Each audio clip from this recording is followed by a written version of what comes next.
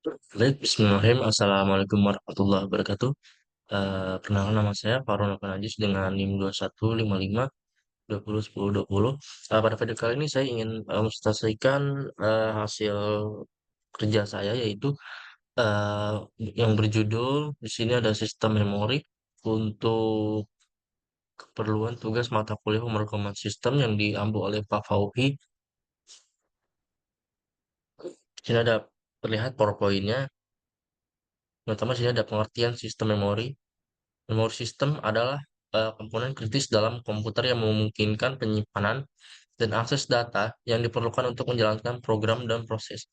Makalah ini akan membahas berbagai jenis memori sistem, fungsi masing-masing, serta perkembangan teknologi memori dari waktu ke waktu. Fokus akan diberikan pada random access memory, yaitu RAM, read-only memory, yaitu ROM, cache memory, dan penyimpanan sekunder. Memori sistem dalam komputer memiliki peran vital dalam menentukan kinerja dan efisiensi operasional perangkat. Memori ini berfungsi sebagai tempat penyimpanan sementara maupun permanen untuk data dan instruksi yang diperlukan oleh prosesor. Artikel ini bertujuan untuk memberikan pemahaman mendalam mengenai berbagai jenis memori, peran masing-masing dan perkembangan teknologi terkait. Di sini ada level sistem memori. Di sini ada yang pertama physical register. Di physical register di CPU berada di level teratas. Informasi yang berada di register dapat diakses dalam satu clock cycle CPU. Sini yang kedua yaitu primary memory. Primary memory atau executable memory. Contohnya RAM primary memory diukur dengan 1 byte dalam satu waktu. Secara relatif dapat diakses dengan cepat dan bersifat volatil. Informasi bisa hilang ketika komputer dimatikan. CPU mengakses memori ini dengan instruksi single load dan store dalam beberapa clock cycle. Yang ketiga, secondary memory. Secondary memory contohnya itu diskette tab. Secondary memory diukur sebagai kumpulan dari bytes, block of bytes, waktu aksesnya lambat dan bersifat non-volatile. Informasi tetap tersimpan ketika komputer dimatikan. Memori ini diterapkan di storage device, jadi akses meliputi akses oleh driver dan device. Di sini ada jenis-jenis sistem memori. Yang pertama di sini ada random access memory yaitu RAM. Definisi RAM. RAM adalah jenis memori yang digunakan untuk menyimpan data sementara yang dapat diakses secara acak oleh prosesor. Fungsi Fungsinya yaitu RAM berfungsi sebagai penyimpanan data yang sedang diproses oleh CPU, memungkinkan akses cepat dan efisien ke data dan instruksi yang dibutuhkan oleh program yang berjalan. Jenis-jenis RAM. Di sini ada yang pertama yaitu DRAM. Apa itu DRAM? Yaitu dynamic RAM. Memerlukan penyegaran refresh berkala untuk mempertahankan data.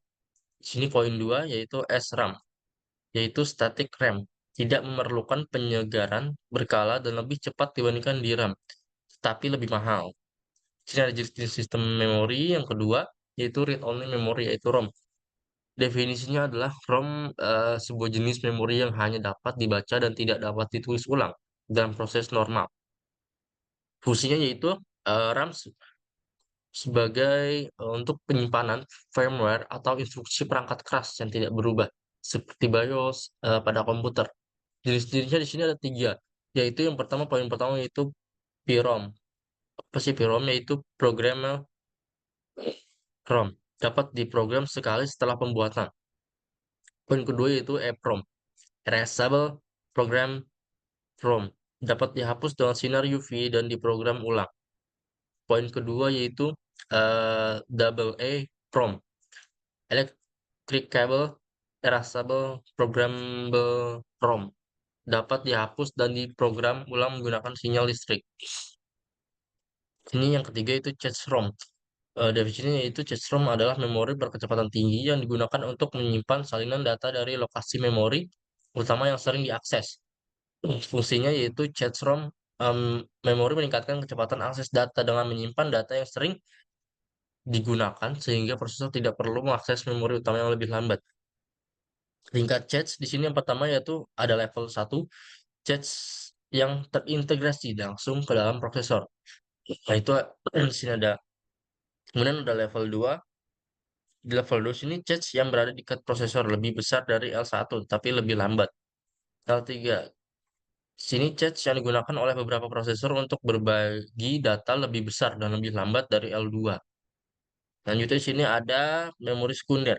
Memori sekunder adalah tempat penyimpanan data permanen seperti hard disk, SSD, solid state drive, dan perangkat penyimpanan eksternal.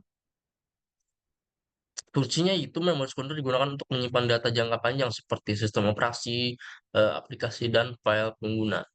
Jenis-jenis memori sekunder di sini ada dua, yaitu yang sering kita ketahui yaitu hard disk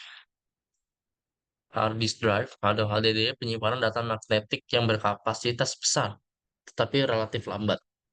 Di sini yaitu ada SSD, yaitu solid state drive, penyimpanan data menggunakan chip flash yang lebih cepat dan lebih tahan terhadap guncangan dibandingkan hard disk. Ini ada perkembangan memori. Yang pertama dia ada memori magnetik.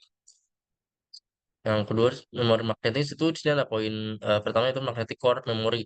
Perkembangannya digunakan pada tahun 1950 sampai 1970-an. Memori inti magnetik menggunakan cincin kecil dari bahan magnetik yang dapat menyimpan data melalui magnetisasi.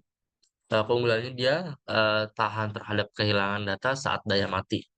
Kelemahannya kapasitas terbatas dan biaya produksinya sangat tinggi. Yang kedua di sini ada magnetic drum memory.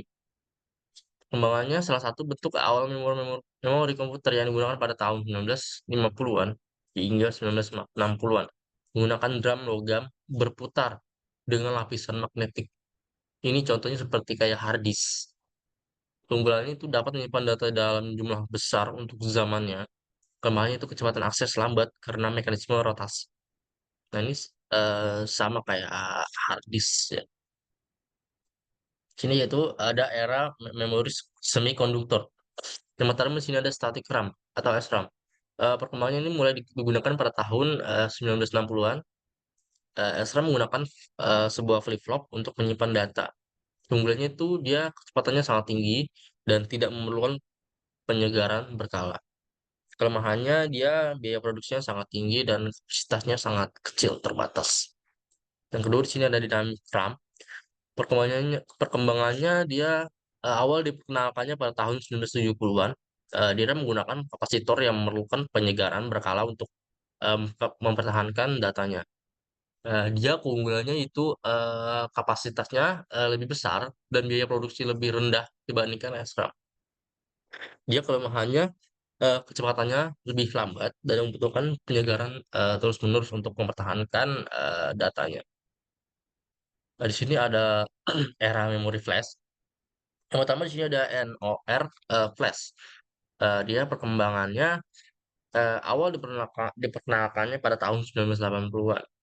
NOR flash memungkinkan akses acak ke data dengan kecepatan sangat tinggi.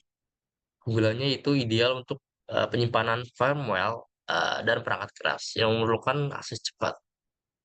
Kelemahannya dia produksinya tinggi dan kecepatan penulisan yang relatif sangat lambat. Nah, produksinya tinggi tapi lambat ya. Yang kedua di sini ada NAND flash.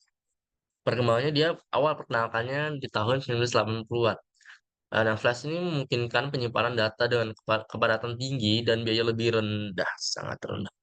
Keunggulannya itu dia kapasitas besar dan biaya produksi rendah.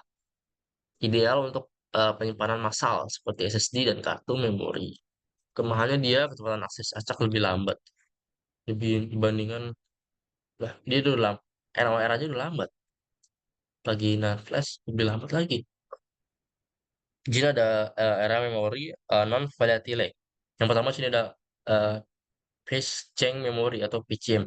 Perkembangannya menggunakan bahan yang dapat berubah fase antara keadaan amorph dan kristal, menyimpan data. Keunggulannya dia waktu akses cepat dan tahan lama. Kelemahannya masih dalam tahap pengembangan dengan biaya produksi yang relatif tinggi. Persistive RAM atau VRAM perkembangan menggunakan perubahan resistensi bahan tertentu untuk menyimpan data. Keunggulannya dia konsumsi daya rendah dan kecepatan tinggi. Kelemahan masih dalam tahap pengembangan dan belum banyak sekali diadopsi secara luas. Yang ketiga sini ada spin transfer torque RAM atau STT-RAM. Perkembangannya dia menggunakan momen magnetik dan dia menggunakan untuk menyimpan data. Dia keunggulannya itu kecepatannya tinggi, konsumsinya rendah, dan tahan lama.